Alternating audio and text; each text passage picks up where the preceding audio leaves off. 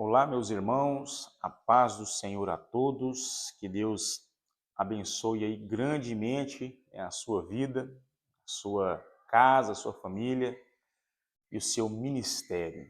Amém? Meus irmãos, estou passando aqui mais uma vez para nós darmos continuidade, às nossas reflexões, meditações a respeito, sobre a carta de Paulo aos Efésios. No último vídeo, nós falamos sobre a vontade de Deus em Efésios, onde nós falamos que a vontade de Deus é uma das grandes ênfases que Paulo dá, faz em Efésios. E hoje nós vamos dar continuidade e nós vamos fazer uma leitura, apenas do versículo 3, tá bom? E nós vamos continuar aí meditando acerca desta carta tão importante. E hoje nós queremos compartilhar com vocês acerca das razões para louvar a Deus. Razões para louvar a Deus. E se encontra aqui em Efésios, capítulo 1, verso 3, que diz da seguinte maneira: Bendito seja o Deus e Pai de nosso Senhor Jesus Cristo, que nos abençoou com todas as bênçãos espirituais nas regiões celestiais em Cristo. Amém, meus irmãos? Bom, o que esse texto ele tem de tão importante? Primeira coisa, aqui o apóstolo Paulo ele faz algo que nós, como crentes em Cristo Jesus, como cristãos genuínos, nós devemos fazer, que é a nossa é o expressar a nossa alegria, o nosso louvor, a nossa gratidão pelas obras, que o Senhor realizou em nosso favor. O apóstolo Paulo, ele começa dizendo bendito seja, ou seja, louvado seja. Paulo ele quer expressar o seu louvor e ele, mais adiante, ele vai revelar detalhadamente quais são as razões pelas quais ele está louvando a Deus. Mas eu quero falar primeiramente de forma mais resumida, eu não quero entrar nos pormenores, dessas razões, desses motivos. Nós vamos fazer isso mais à frente. Ele expõe o seu louvor, e eu quero começar te fazendo uma reflexão com você. O louvor, o nosso louvor, o verdadeiro louvor e a nossa adoração, elas devem germinar, nascer no solo da sã doutrina. Se não houver conhecimento da palavra de Deus, se não houver clareza de quem Deus é, do propósito eterno de Deus, do plano de redenção, da segurança que o Evangelho nos traz, se não houver clareza da vontade de Deus, se nós não pudermos ter um vislumbre da glória de Deus por meio da sua palavra, e nós não formos ministrados pela palavra de Deus, se houver uma carência do conhecimento da palavra de Deus, nós não seremos capazes de louvar a Deus como convém. Porque o louvor, ele nasce, o verdadeiro louvor e o louvor que agrada a Deus, ele é fruto de um conhecimento, da verdade que é impregnado no nosso espírito, na nossa mente e no nosso coração também. E nós respondemos ao Senhor, respondemos a essas verdades, através do nosso louvor, uma vida de louvor. O salmista, certa vez, ele fala assim: tudo que tem fôlego, louve ao Senhor. E eu gosto da expressão tudo que tem fôlego, por quê? Porque se ainda há fôlego no seu coração, ou nos seus pulmões, desculpa, se ainda há fôlego na sua vida, Então ainda há tempo, ainda há uma chance. Você ainda pode conhecer a Deus, você pode entregar sua vida a Cristo. E Paulo ele vai expressar o seu louvor a Deus, né? Porque ele é conhecedor dessa verdade que lhe foi revelada. Paulo ele não apenas tem o conhecimento, mas ele tem a revelação, né? Porque existem duas maneiras de você adquirir o conhecimento. Existe o conhecimento que ele vem apenas como uma informação para você, onde ele atinge apenas o campo do intelecto, e isso tem o seu valor, nós não podemos negar. Mas ele não terá muito efeito se você não receber esse conhecimento também como revelação. Porque a informação, ainda que ela tenha o seu valor, mas a revelação é que transforma. Qual é a diferença? A revelação é quando o homem, o ser humano, comunica a você essa verdade. É a carne e o sangue transmitindo a você. Eu digo para você, Deus te ama, sou eu falando. Mas a revelação é diferente. A revelação é quando o Espírito Santo comunique isso ao seu coração, aquela mesma verdade. E ela trará um impacto diferente. Um grande exemplo disso foi o que aconteceu na vida de Pedro, Simão Pedro. Em determinado momento ali na vida do ministério de Jesus, ele havia alcançado uma determinada popularidade e ele pergunta para os seus discípulos, e ele fala, olha, quem as pessoas dizem que eu sou? E eles dizem, olha, alguns dizem que o senhor é João Batista, Jeremias, ou o profeta. Mas e vocês? Quem vocês dizem que eu sou?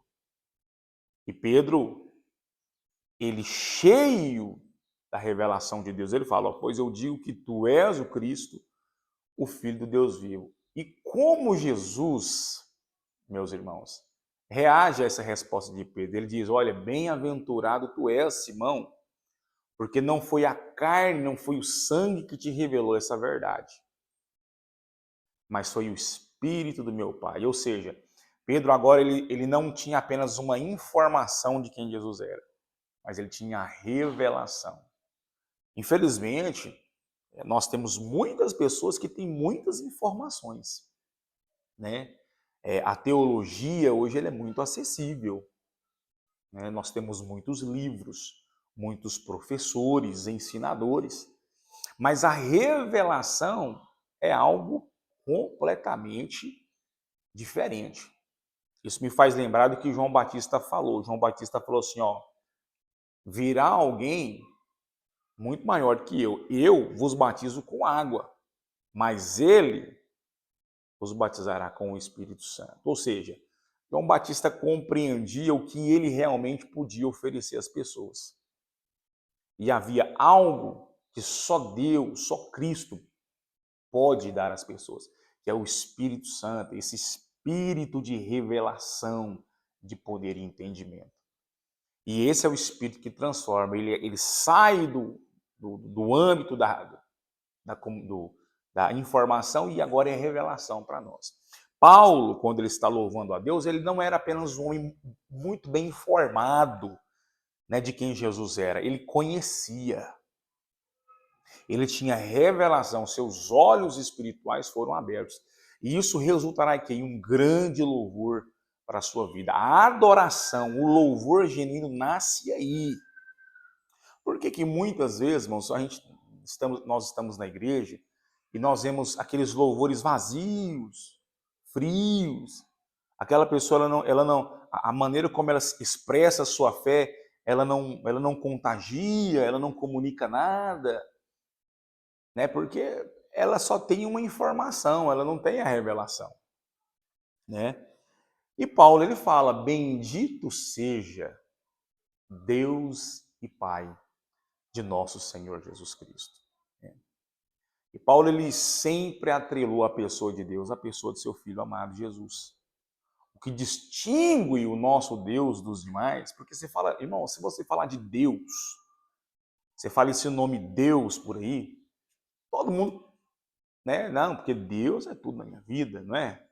Não, porque Deus, eu amo a Deus. Você vê muito ímpio falar isso, né? Eu amo a Deus. Mas quando o nome de Jesus é mencionado, isso vai trazer uma entonação diferente. Jesus falou que pessoas seriam perseguidas por causa do nome dele, o nome de Jesus. E o que distingue o nosso Deus, que é o único e verdadeiro Deus, dos demais deuses que não são deuses, que são falsos deuses, é isso. Deus está completamente atrelado à pessoa de seu Filho Jesus. O Verbo divino que se fez carne, habitou entre nós, cheio de graça e verdade, que morreu pelos nossos pecados. É esse o Evangelho, né? Então, Paulo, ele sempre associava Deus, o Pai, ao seu Filho. Ele era monoteísta, mas ele realmente explicava muito bem, né, a razão de sua fé, sempre apontando para o seu Filho, para o Filho de Deus, Jesus Cristo. Razões para louvar a Deus. Outra coisa é que ele fala sobre, agora sim ele vai falar sobre qual é a razão do seu louvor. É a bênção que Deus nos deu. Ele diz que nos abençoou. Bendito seja o Pai de nosso Senhor Jesus Cristo, que nos abençoou. Essas bênçãos são bênçãos presentes. Ele não diz que nos abençoará ou que nos abençoaria, mas que ele nos abençoou. Nos falam de realidades espirituais que já estão presentes na vida daqueles que creem no unigênito do Pai, no Filho de Deus. Paulo, ele compreendia que ele já era um portador da bênção de Deus, assim como toda a igreja, assim como todo aquele que professa o seu nome, assim como todo aquele que nasceu de novo, ele já é portador. Existem determinadas experiências. A identidade espiritual de um filho de Deus é algo para agora, ele já pode desfrutar disso. Ele abençoou, né? É algo que Deus realizou por completo nas nossas vidas. E Paulo, ele fala sobre a natureza dessas bênçãos. Ele cita ela como bênção de natureza espiritual. Por que que fala de natureza espiritual, bênçãos espirituais? Porque elas lidam primeiramente com as nossas necessidades mais urgentes. Eu acredito, irmãos, que Deus pode nos abençoar de muitas maneiras. Deus pode te dar uma casa melhor, claro. Um emprego melhor, claro. Deus pode te dar muitas coisas. E eu acredito que Deus quer o melhor para a sua vida em tudo, né? Mas você vai ter que se esforçar em muitas coisas. Mas quando nós falamos das bênçãos espirituais, de caráter espiritual, nós estamos falando daquilo que diz respeito à nossa eternidade, à nossa salvação. Porque o propósito central da cruz é a salvação das almas. A palavra de Deus nos ensina, irmãos, que o alvo da nossa fé é a salvação. Os bens materiais, eles realmente podem ser resultado de alguma bênção de Deus, mas o propósito da cruz não é esse. Não é esse, né? E aqui Paulo, ele cita a natureza dessa bênção. Bênçãos espirituais, né? Tudo que diz respeito à sua condição espiritual, às suas necessidades espirituais, já foi completamente providenciado lá na cruz e você tem acesso agora, nesse momento. Se você creu, se você verdadeiramente se arrependeu de seus pecados, você tem acesso a isso. Amém, meus irmãos? E ele vai falar que essas bênçãos, né? Ele nos abençoou nas regiões celestiais em Cristo. Quando fala das regiões celestiais, ele fala sobre um ambiente, né? Uma dimensão, que é a dimensão da bênção de Deus, né? Ali. E ele cita que nós somos abençoados, né, em Cristo. Eu gosto de uma citação de um grande homem de Deus, que aqui Paulo é como se ele citasse a nossa dupla cidadania. Ele escreve para os irmãos que estão em Éfeso, né, que nós temos cidadania dessa terra, mas que também estão em Cristo, né, que é a nossa cidadania celestial. Nós não somos daqui, a nossa pátria não é daqui, né? Como o apóstolo Pedro diz, nós somos peregrinos, forasteiros, né? Lá em sua primeira carta ele fala isso. Então aqui Paulo, ele louva a Deus por essas razões. Nós fomos abençoados, nós estamos em Cristo, né? Ele fala sobre a nossa localização espiritual, né? Qual é a sua localização espiritual? Né? Todas as pessoas, elas têm essa localização espiritual. Ou você está em Cristo, ou você está fora de Cristo. E quando eu falo estar fora de Cristo, é uma maneira mais leve, né, de dizer que a pessoa está e continua em um estado de condenação, caminhando a condenação eterna. Qual é a sua localização espiritual? Né? Você é capaz de louvar a Deus pelas bênçãos espirituais que Ele te deu? Porque, irmãos, pensa comigo. Você pode passar por todas as lutas que você passar. Você pode enfrentar dificuldades financeiras, familiares, no trabalho e até no ministério. Mas, quando nós temos a consciência e a revelação daquilo que foi feito por nós na cruz, garantindo completamente a nossa entrada no reino dos céus e a nossa eterna salvação, isso é um grande motivo de consolo. Porque apesar de qualquer coisa que me aconteça, o meu maior problema ele já foi resolvido na cruz. E ainda que outras questões, sejam elas triviais ou não, elas não sejam resolvidas, porque muitos homens de Deus, eles morreram em situações um pouco indesejáveis para muitos, né?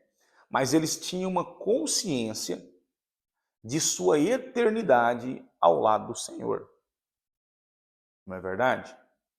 Então, o que nós precisamos fazer?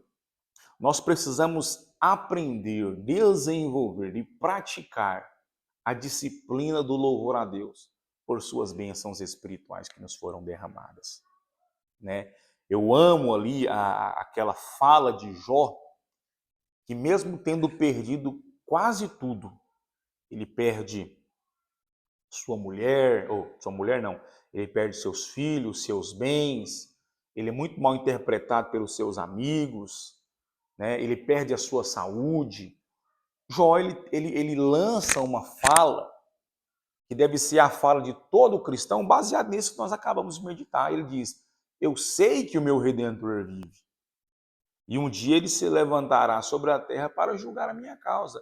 Apesar de qualquer coisa, apesar de toda tristeza que ele vivia, havia uma chama de felicidade no coração dele, que contemplava uma resposta do Eterno, do Deus poderoso. Um dia ele se levantará sobre a terra e julgará minha causa. Eu estou com ele. Eu estou com ele.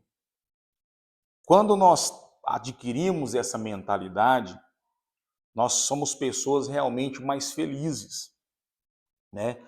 Nós passamos por lutas, dificuldades e tribulações. Quando Satanás ele vai conversar com Deus, você vai observar no livro de Jó que Deus puxa assunto com ele. De onde vens? Satanás fala devagar e perambular pela terra. Ah. Satanás meio que se gaba de seu livre acesso por onde quer que ele vá. Eu tenho acesso a tudo, Deus. Eu vago e perambulo, vou aonde eu quero. Tudo isso daí eu posso colocar a mão. E Deus fala, vistes o meu servo Jó? Existe um lugar que você não tem acesso. O coração dele é meu. Jó tinha, apesar de todas as suas lutas, dificuldades e tribulações, ele ainda tinha razões para louvar a Deus. Que Deus nos dê uma fé assim. Que Deus nos dê uma fé semelhante. Que Deus nos dê uma fé que ela é alicerçada no conhecimento do Santo de Deus. Do Santo Deus. Que Deus realmente nos encha com o espírito de revelação e sabedoria dele. Bendito seja Deus e Pai de nosso Senhor Jesus Cristo, que nos abençoou. Ele não nos abençoará e não nos abençoaria. Nos abençoou com todas, não algumas, mas todas as bênçãos espirituais nas regiões celestiais em Cristo. Vamos orar? Amém. Pai, em nome de Jesus, eu oro a Ti, ó Deus, para que o Senhor alcance cada coração aí que me ouvir, derramando, ó Deus, das doces consolações do Teu Espírito, da Sua misericórdia, da Sua graça, derramando compreensão, revelação de quem Tu és, que a Sua glória seja imprimida no rosto, no coração, no espírito desses irmãos, que o coração deles se alegrem no Cristo que morreu, mas que agora vive eternamente. Que haja deleite na alma daqueles que Te buscam. Que haja um louvor sincero, uma adoração genuína, que nasce no solo da verdade, não do emocionalismo barato. Não nasce nas circunstâncias, mas que nasce na verdade. E que, apesar das circunstâncias, permanece, prevalece, cumpre o propósito. A palavra diz, ó Pai, que a Tua palavra, uma vez que é lançada, ela cumprirá o propósito pelo qual foi enviada. Então, que isso se cumpra em nossos corações. Ó Deus, nós sabemos que a bênção, sabe, ela não dependeu da minha performance, da performance do meu irmão, mas da performance daquilo que é perfeito, Jesus de Nazaré. Que é perfeito em tudo, não achou-se nenhum engano, um dolo na sua boca, que como ovelha muda foi levado pelos seus tosqueadores ao matadouro, mas na sua perfeição nos concedeu vida. Pai, em nome de Jesus, eu oro que o Senhor levante um povo, sabe, um exército de adoradores, que tem os olhos cravados na eternidade, que tem os seus olhos mirados na sua glória. Em nome de Jesus, ó Pai, então derrama descanso sobre aquele que está cansado, entendimento, derrama vida, renovo espiritual em nome de Jesus, ó Pai. Que o Senhor seja o centro das nossas realizações, do nosso viver. Que a nossa alegria tenha origem na Sua vontade, na palavra do Senhor, Pai. Em nome de Jesus. Assim eu oro a Ti, Pai. Abençoe cada um que está aí, cada família representada por alguém. Que o Senhor nos cubra com a Sua graça e misericórdia e nos leve a fazer a Sua vontade com alegria. Em nome de Jesus. Amém.